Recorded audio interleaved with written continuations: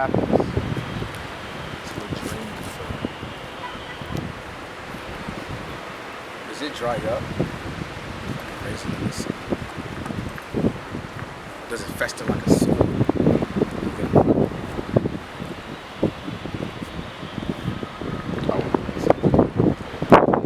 I'm not gonna lie. So what? I was zoned out. I don't. Give me a friend. It's topic of the day. It's topic of the day.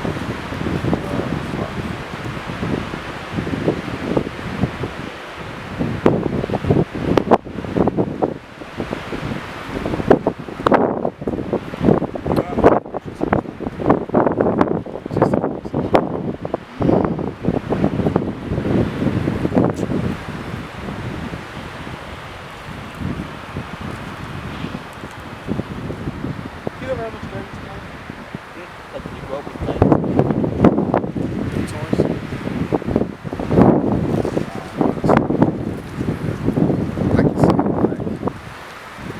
I can say like the only violence that wasn't a violence,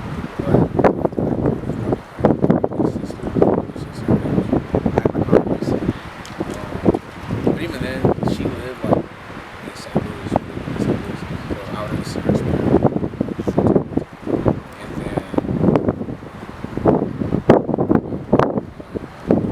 she was still a teenager. I'm like 3, you know what I'm saying? So it's like she was mature. yeah, you know, how much can she really do? And she tried, like I can say like really she's like a second. But you know there's that. You know, I have my older brother, called him Jay. You know, so I really love him. At times he was like a father figure. But then again, he's only 4 years older than me. Yeah. It's like he can be real big kid. You know what I'm saying? So it's just like I can't really look up to something like that. But what about you? I've actually been thinking about it a lot. Like, you know, we got like a variety of people in the family. And sometimes I hear about the like family, like the father and mother, and how like caring they are. And Heike has been getting it, right? It's like, so my father isn't in my life. He's not a very good man. I'm gonna keep it at that. My mother, she wasn't involved in most of my life either. She had a big issue with alcohol. She only started getting involved in life when I was like, she started when I was 15, but she didn't really get close to me when I was like 17 or something. She never taught me anything. Did you live with him? Yes. I lived with both of them until I was about 11. My father lost custody. I say the closest thing I ever had to a father and mother figure were my grandparents. My grandpa and grandma Toad actually. They were my father and mother. My dad. They basically taught me everything. We live in like a fairly diverse community, and they always just supported me. They were always kind, generous, loving to each other, loving to me.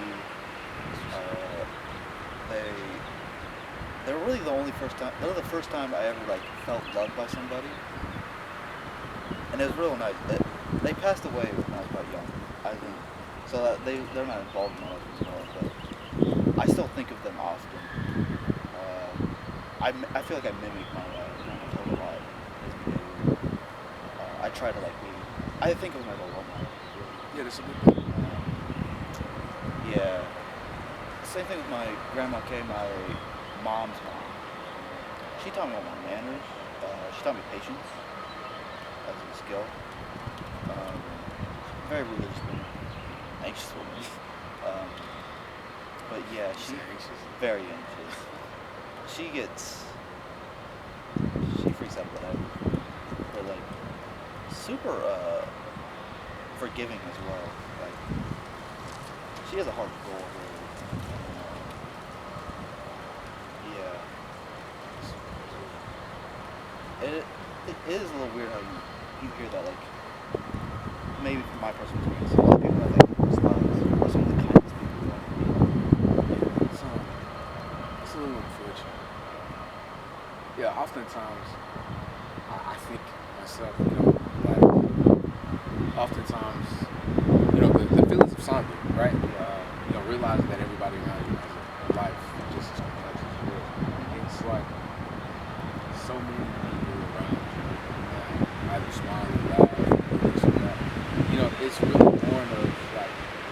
you know, like trauma.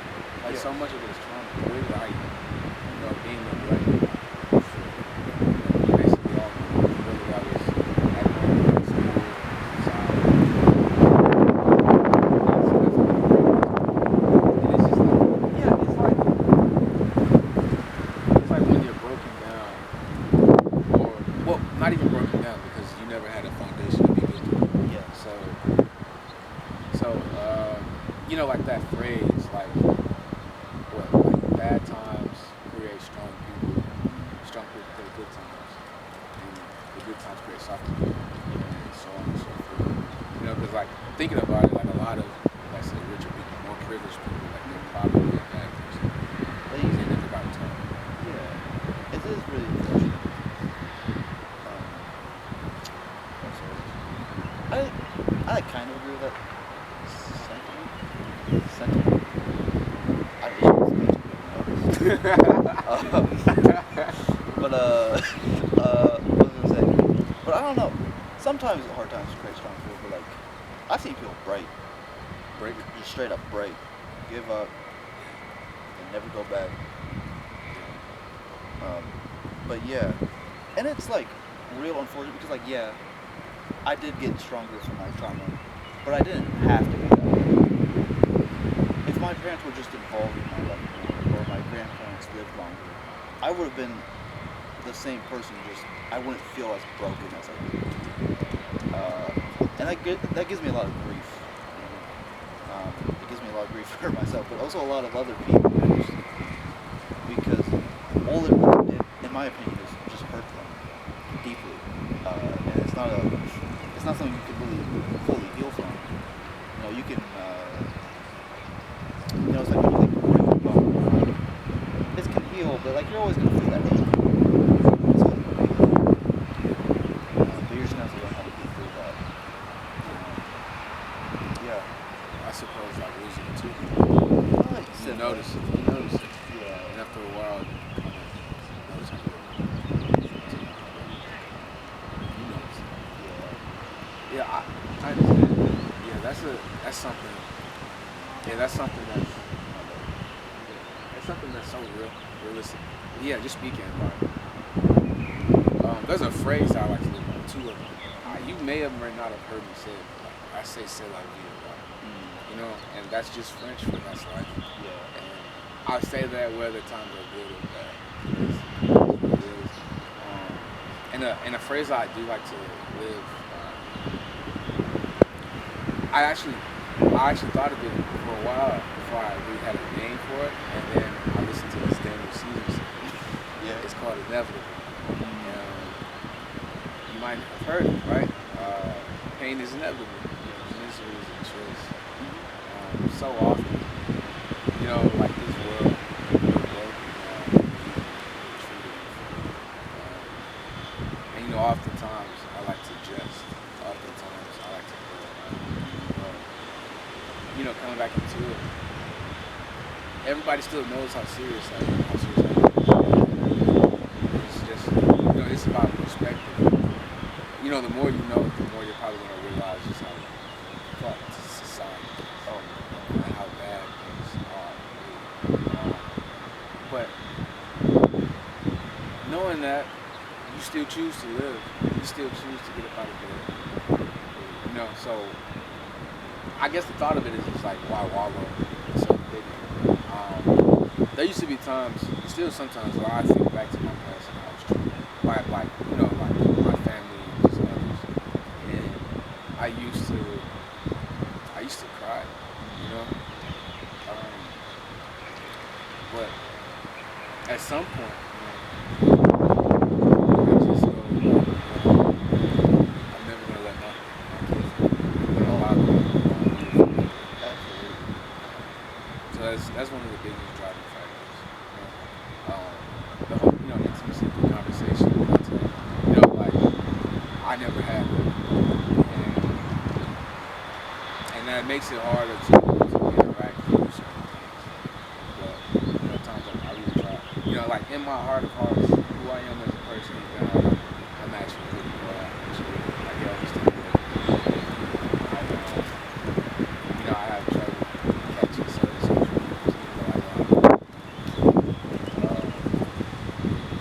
I try to emulate, coming to college, right?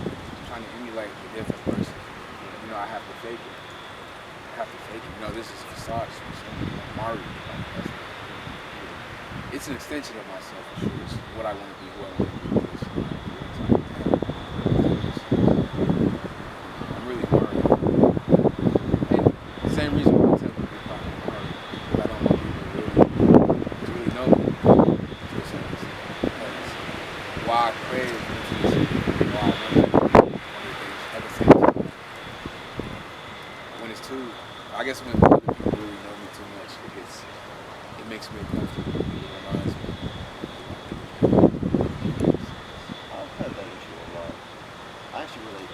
I relate a lot to what you said. It's been something I've been trying to stop since I got to this semester. Like I've really stopped trying to lie. I used to be a big liar, and I've just told people straight up.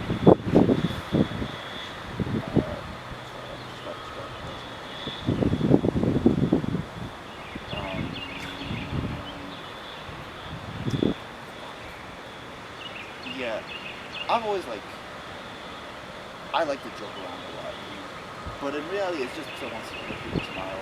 I've never really. You've seen me one on one. I'm a lot more quiet. A lot